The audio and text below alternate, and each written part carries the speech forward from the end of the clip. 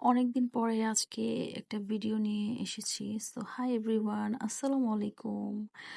আসলে রোজার মাস তো ওরকমভাবে ভিডিও মেক করা হচ্ছে না। তো ভাবলাম যে এতদিন পর একটা ভিডিও করেই ফেলি।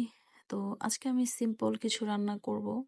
আসলে মূলত রান্নাটা দেখানোর জন্য না, জাস্ট আমি কি কাজ মানে রোজার মধ্যে করতেছি বা টুকটাক এই জাস্ট এটাই একটু শেয়ার করি আর কি আপনাদের সাথে। তো আজকে আমি সিম্পল কিছু রান্না করব। সেটা হচ্ছে যে এটা একেকজন একেকভাবে রান্না করে। আসলে আমি ঠিক যেভাবে রান্না করি সেটাই আপনাদের সাথে একটু শেয়ার করার ট্রাই করি, অথবা আমি আমার দৈনন্দিন লাইফে যেটা করি সেটা একটু শেয়ার করার ট্রাই করি। তো আমি এখানে টমেটো, এটা হচ্ছে অনেকে ঘাট্টা বলে, আবার আহ, ডাল, যে যেটা বলে আর কি। তো এখানে হচ্ছে আলু আর টমেটোটা আমি রান্না করছি। তো অলরেডি আমার রান্নাটা কিন্তু হয়ে গেছে। আর এই টক, এটাকে টক বলি আর কি, যেহেতু টমেটোটা বেশি করে দিয়ে ২-৩টা আলু দিয়ে তারপর হচ্ছে রান্না করা হয়। আর আলুটা না দিলে কিন্তু খেতেও ভালো লাগে না। মূলত এই জিনিসটার মজাটাই হচ্ছে আলুর মধ্যে। অনেকে আলু খেতে পছন্দ করে না, কিন্তু এভাবে করে দেখবেন খুব ভালো লাগে খেতে। যাই হোক, আমার টকটা রান্না করা হয়ে গেছে। আমাদের এলাকায় এটাকে খাডাই, মানে খাটাই বা খাডাই এরকম বলে আর কি। যাই হোক, তো এখান দিয়ে হচ্ছে আমি ডিম ভেজে নিচ্ছি একটা ডিম। কারণ হচ্ছে ডিম ধুতে, মানে ধোয়ার সময় একটা ডিম ভেঙে গেছিল, যার জন্য সেই ডিমটা এখন আমি ভেজে নিয়েছি। আর এখানে আমি কিছু ডিম, ৩-৪টা ডিম আছে, সেগুলো আমি ভেজে তারপর রেখে দিয়েছি। ওটা আউট অফ ক্যামেরা ছিল। তো যাই হোক, এখন আমি হচ্ছে ডিমটা ভুনা করে নিব।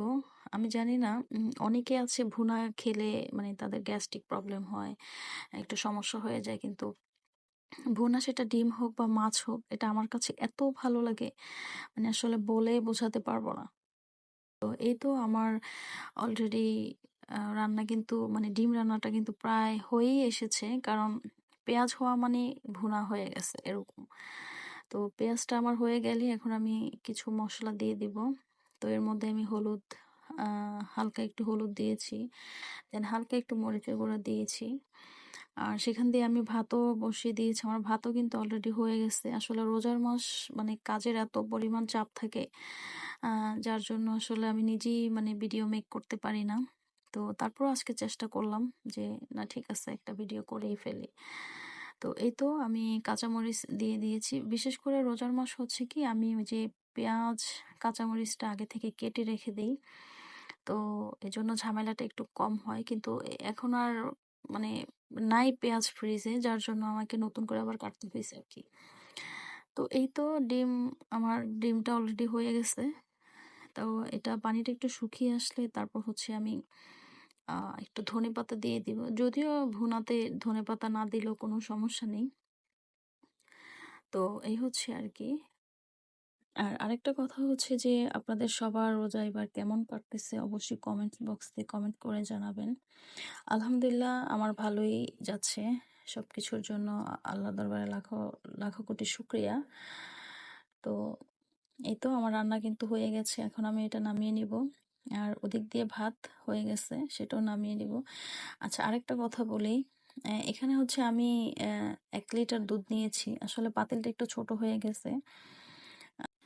তো আমি এখন হচ্ছে মিল্কশেক বানিয়ে নিব।